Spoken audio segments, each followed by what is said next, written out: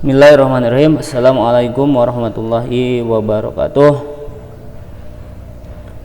Salam sejahtera untuk kita semuanya.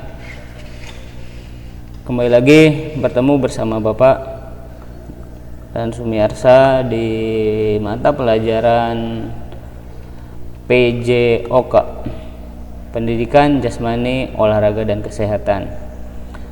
Di pertemuan keempat ini kita akan membahas tentang peraturan permainan sepak bola. Bapak mencari sumber, ada 21 peraturan dasar yang akan dibahas ya. Tapi di sini untuk pertemuan keempat ini kita akan membahas tentang 7 peraturan dasar. Pertemuan selanjutnya 7 dan pertemuan selanjutnya lagi 7 peraturan dasar di permainan sepak bola. Dalam permainan sepak bola, peraturan yang pertama yang kita akan bahas tentang lapangan. Di sini panjang lapangan yaitu 100 sampai 110 meter. Lebar lapangan yaitu 64 sampai 75 meter. Luas daerah gawang yaitu 18,35 kali 5,5 meter. Yang selanjutnya jari-jari lingkaran tengah, itu yang lingkaran tengah lapangan sepak bola yaitu 9,15 meter. Untuk daerah hukuman penalti yaitu 40,39 kali 16,5 meter, dan jarak titik hukuman dengan garis gawang yaitu 11 meter. Ini titik tendangan penalti dari titik jarak titik ke gawang yaitu 11 meter. Yang kedua, peraturan mengenai gawang, mister gawang. Tinggi gawang yaitu 2,44 meter dan lebar gawang yaitu 7,32 meter.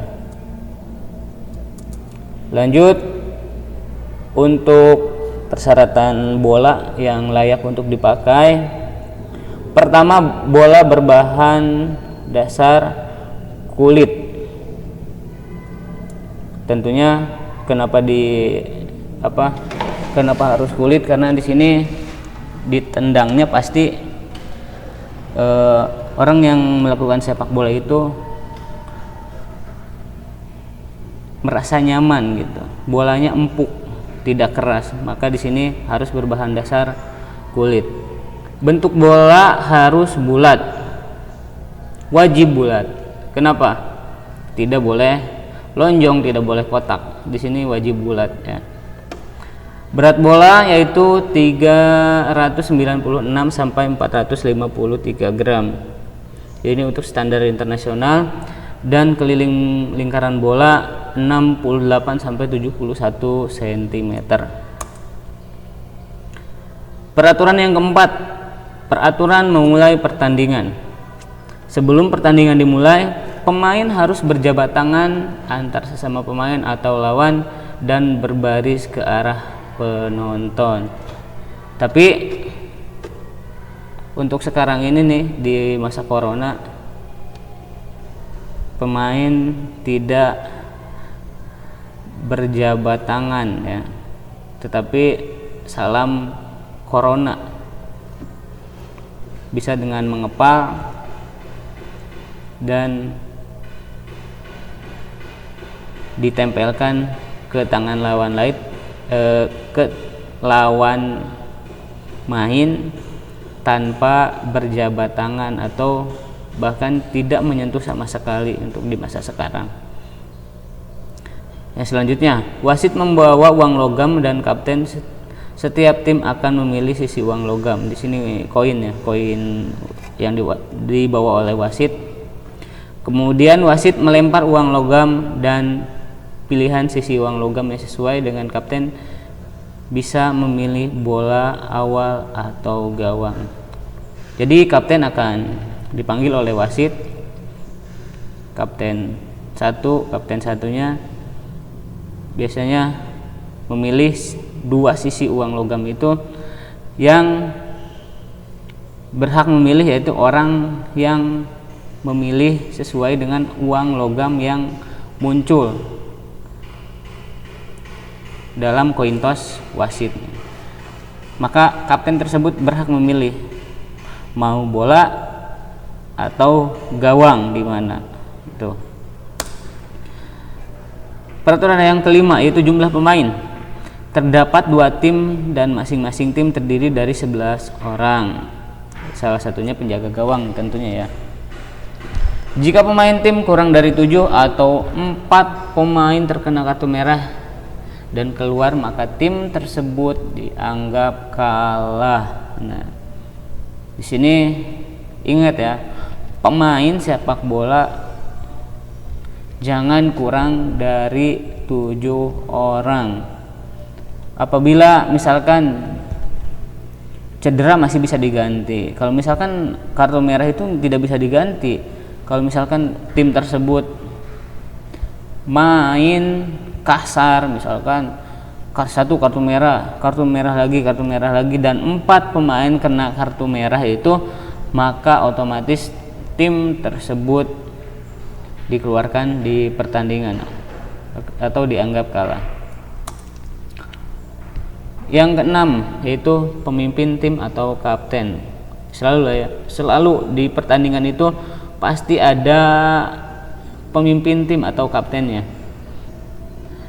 Diharuskan setiap tim memiliki kapten. Tujuannya apabila terjadi masalah dengan tim, maka kapten yang harus berdiskusi dengan wasit. Nah, ingat ya, di sini hanya kapten yang harus berdiskusi dengan wasit. Misalkan kalian bukan kapten tetapi kalian dilanggar, maka kalian tidak berhak untuk menanya kepada wasit. Silakan kalian berdiskusi dengan kapten, maka kapten yang akan berdiskusi dengan wasit. Jangan kalian yang dilanggar, kalian langsung protes ke wasit. Itu permasalahan yang klasik ya di kita itu, di sepak bolaan kita. Apabila dilanggar, protes langsung, itu memarahi wasit langsung. Tidak. Yang berhak menemui wasit, berdiskusi dengan wasit mengenai peraturan atau keputusan wasit yang keliru pun hanya kapten yang berhak berdiskusi dengan wasit. Peraturan yang ketujuh yaitu peraturan dalam memakai aksesoris. Yang pertama, jersey. Dalam satu pertandingan, kedua tim tidak diperbolehkan memakai jersey satu warna. Setiap tim harus mempunyai identitas berbeda. Setiap tim harus mempunyai 2 warna jersey. Satu untuk pertandingan rumah atau home, dan satu lagi untuk laga tandang atau away. Jadi wajib memiliki 2 kaos minimal itu ya. Kalau misalkan contohnya lah Persib, dia mempunyai warna jersey biru untuk home dan putih untuk away. Misalkan kalau ada warna kaos tim yang ketiga misalkan hitam untuk away, ya tidak jadi masalah. Yang penting suatu tim harus minimal memiliki 2 warna jersey untuk home dan untuk away. Kaos kaki, dalam pertandingan resmi sepak bola warna kaos kaki harus sama. Kaos kaki juga bertujuan untuk melindungi tulang, kering, dan mencegah cedera. Di sini kaos kaki juga satu tim harus sama warnanya ya, tidak boleh beda-beda. Misalkan si A putih, si B merah, si C hitam, dalam satu tim tidak boleh. Kalau putih semua, kalau merah semua, kalau hitam semua, kalau biru semua gitu. Yang selanjutnya, sarung tangan hanya boleh dipakai oleh kiper untuk mempermudah dalam menangkap bola dan melindungi tangan dari tendangan bola yang keras. Pemain lain juga diperbolehkan memakainya, tetapi ketika berada di tempat dingin atau bersalju. Nah, jadi kalau misalkan di Liga Indonesia mah tidak dingin, tidak bersalju, ngapain pemain pakai sarung tangan ya? Hanya untuk gaya-gayaan kayak boyband gitu. Yang selanjutnya, penutup kepala hanya bisa digunakan pemain yang cedera. Nah, ini biasanya kiper yang cedera atau pemain yang cedera memakai penutup kepala. Contohnya Peter Cech ya, mantan kiper Chelsea yang sedikit cedera kepalanya, dan di setiap pertandingan dia pasti memakai penutup kepala, pelindung kepala. Terus aksesoris yang dilarang meliputi anting, kalung, gelang, dan yang lainnya. Ngapain lah pakai aksesoris, pakai anting ngapain, pakai kalung ngapain di olahraga sepak bola, pakai gelang, apalagi gelang yang keroncongan, janganlah itu. Nah, itu untuk pertemuan sekarang ada 7 peraturan dasar dan totalnya 21. Kita akan bagi menjadi 3 pertemuan untuk peraturan permainan sepak bola. Jangan lupa isi absen di kolom komentar nama dan kelas. Kemudian tugasnya silakan hanya mencatat materi yang ada di video. Sekali lagi, tugasnya hanya mencatat materi yang ada di video. Dan kalau misalkan saya menyuruh kalian untuk menyampaikan catatan ke sekolah, maka catatan kalian harus komplit, sekomplit-komplitnya ya. Oke, untuk pertemuan sekarang cukup sekian. Terima kasih, mohon maaf apabila banyak tutur kata yang salah. Semoga kita selalu diberikan kesehatan yang paripurna oleh Allah Subhanahu wa taala. Amin ya Allah ya rabbal alamin. Terima kasih. Assalamualaikum warahmatullahi wabarakatuh.